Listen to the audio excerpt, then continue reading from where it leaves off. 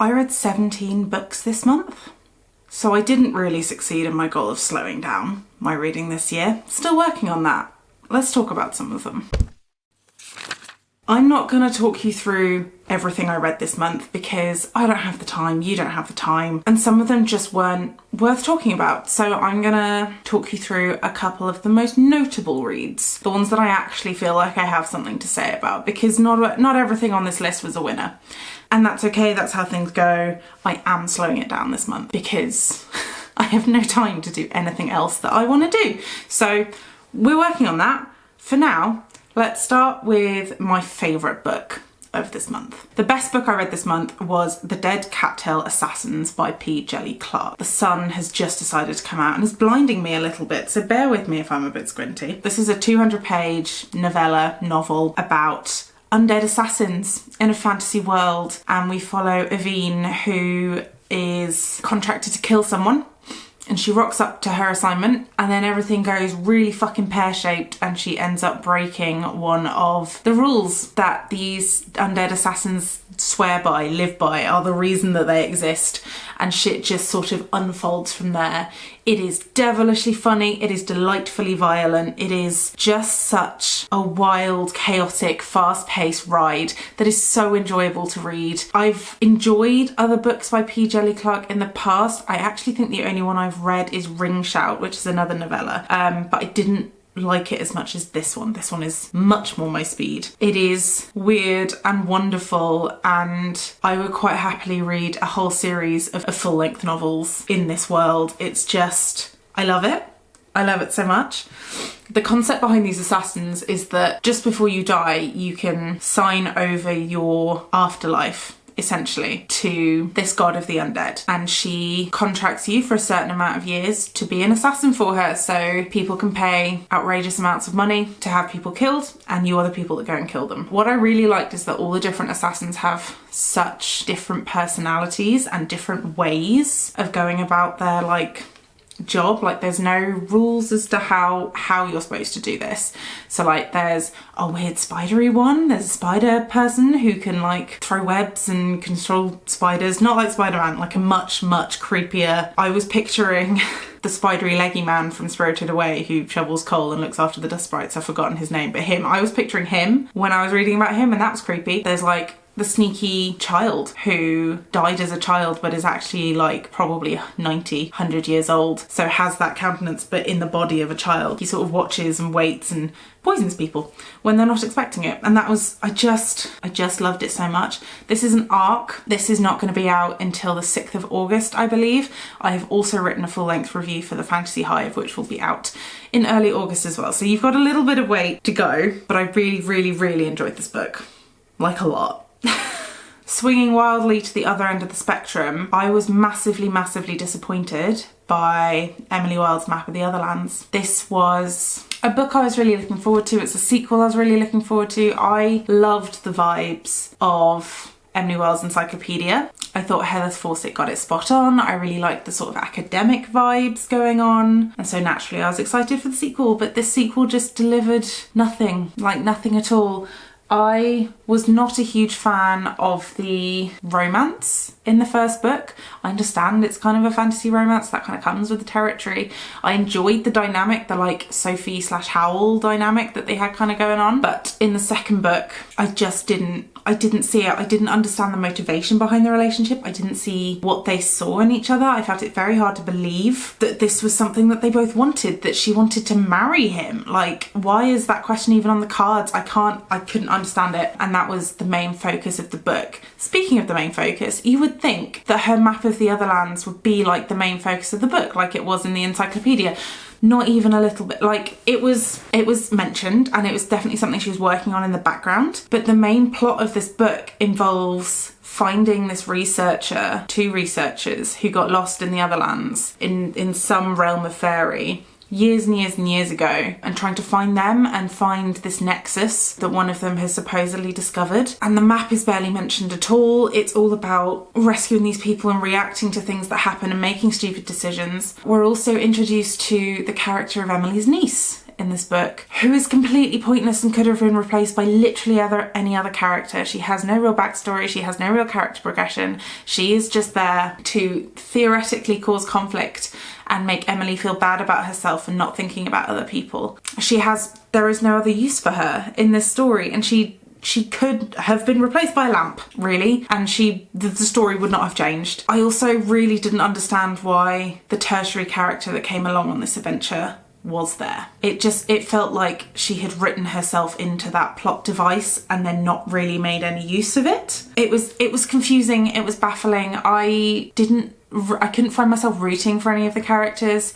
I found myself rooting for the fucking fairies, and they're supposed to be the bad guys in this book. Yeah, I was just really disappointed. I don't know if I'm gonna pick up the third one. I didn't realise there was a third one, and I'm a bit like, I kind of wanted the series to end there. Emily Wilde could have been a standalone, and that would have done it for me. Like, if they had wrapped up the first book, if they had wrapped up Wendell's story in the first book, we wouldn't be here, and the book series, like the book, would have been so much better. Yeah, real disappointment. I think I rated this as 2 stars. I was just so disappointed. It was a whole load of nothing. Like, nothing happened. Another one I really enjoyed this month was Feet of Clay by Terry Pratchett. I will be very, very sad when I eventually run out of Pratchett books to turn to, because Pratchett to me is like this comforting backdrop. At the back of my TBR, I feel no pressure to clear off the whole series. I feel no pressure to like catch up with any of the different storylines and character arcs for any of these characters, because that's not how the series works. There are so many books. I think I've read less than 10 still of them, so I've still got loads to go. I just really enjoyed this book. It was a proper whodunit, which I wasn't expecting, even though it said it on the back. This is one of the Nightwatch books. I think it's like 3rd or 4th in the reading order, depending on which reading order you subscribe to. That's another thing about Pratchett. And I really enjoyed it, because Pratchett to me is about a fun time and satire and not really having to think very hard about anything other than the puns and the play on words and the comedic language that he uses. But this had a lot of things to say. It talks about golems and whether they are real people. Do people treat them like real people? And was having lots of conversations about sort of, is this okay? Can we let these golems just work for 24 hours a day? We don't have to pay them, we don't have to feed them, we don't have to give them breaks. And it's about the golems taking back a little bit of autonomy when they have none in a culture that doesn't want them to have any. It talks a lot about xenophobia in this book as well, because there are so many different races in the Discworld and a lot of people have a lot of opinions about them. But what I liked is that it talked about it, it discussed it, it made really salient points, and it also showed that our protagonists are flawed too. That's one of the things I really enjoy about Pratchett, is that there are no completely good characters.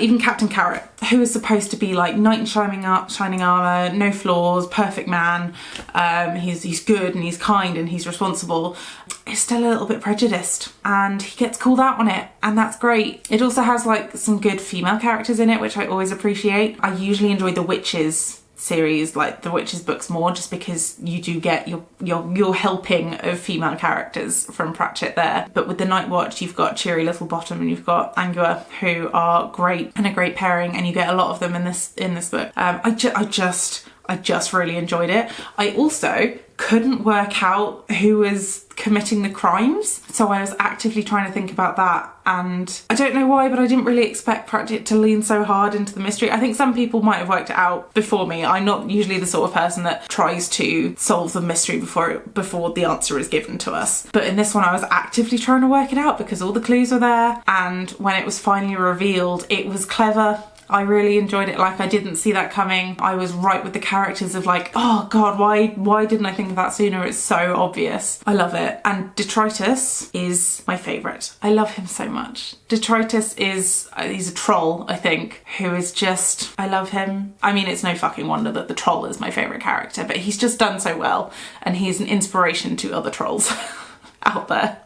I loved it. This was a 4.5 star for me. Another book I really loved was The Witch Would Not by Olivia Atwater. This is the same author who wrote Half a Soul, which I loved, rated 5 stars. It's like Half a Soul was a sort of Howl's Moving Castle fairy romance if set in the Regency period, which doesn't sound like anything I'd actually really enjoy, but I loved it. I loved it. I loved the characters so much. But in The Witch Would Not, Olivia Atwater takes a step into like the horror sort of aspect. So it's still fairy, but it's very much haunted house.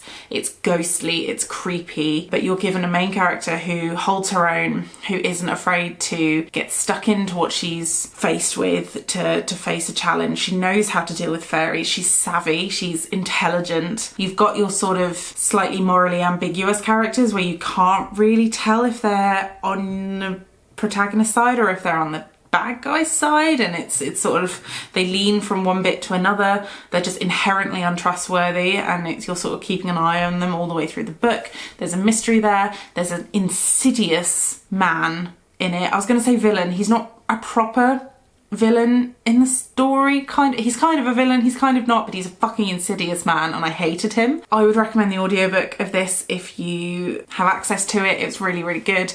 I also wrote a full-length review for this for the Fantasy Hive because I loved it so much. It was the first book I read this month, and it was just a very good way to start the month. Oh, I also read The Last Devil to Die by Richard Osman. I really did enjoy this, I did, but it was one of those books that is just going to make you sad no matter what, really, because when you get it feels like the finale of the series, but it's not, because Richard Osman has said that he's writing more books. He's just taken a break from the Thursday Murder Club right now, which makes me sad, but there we go. Sad things happen in this book, and like sad old people is always going to be something that makes me cry, and this book is full of it. Not to say it's not also full of the comedy and the wit and the fast-paced thinking that the Thursday Murder Club always brings, but it's really fucking sad. Okay, it's really sad. Bogdan will forever be my favourite. I love him to bits. It made me sad, it made me laugh. If you haven't started the Thursday Murder Club series yet, I mean, what are you doing? It's, if you like mysteries, if you like the idea of a group of old people clubbing together to solve cold cases, and maybe just jumping on some not so cold cases because they can and no one's going to tell a bunch of old people no. It's just so funny, and it's so British as well. Like it's painfully British. I love it. Richard Osman does such a good job of capturing individual characters and their behaviours and twisting their stories into this like complex mystery that I never know what's coming. There's always a twist at the end that I can never see coming. I just love it. I really loved it. The last book that I want to talk about that I also really loved, I've recently finished it. I think I finished it 2 days ago, was The Court of Wanderers by Rin Chupeco. This is the second and the final book in the Reaper duology. It is essentially Castlevania fanfiction, but it's so much better than that. It's just so well written.